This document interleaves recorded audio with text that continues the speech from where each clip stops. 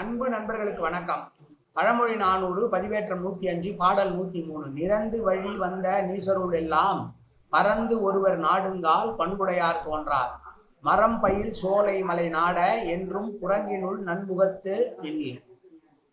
மரங்களும் சோலைகளும் நிறைந்த நாட்டு தலைவனே என்று ஒரு நாட்டு தலைவனை பார்த்து சொல்லிவிட்டு சொல்லுகிறார், என்னதான் தேடினாலும் கூட குரங்குக்குள்ள நல்ல முகத்தை பார்க்க முடியாது. குரங்கெல்லாம் குரங்கு மாதிரி தான் இருக்கும்.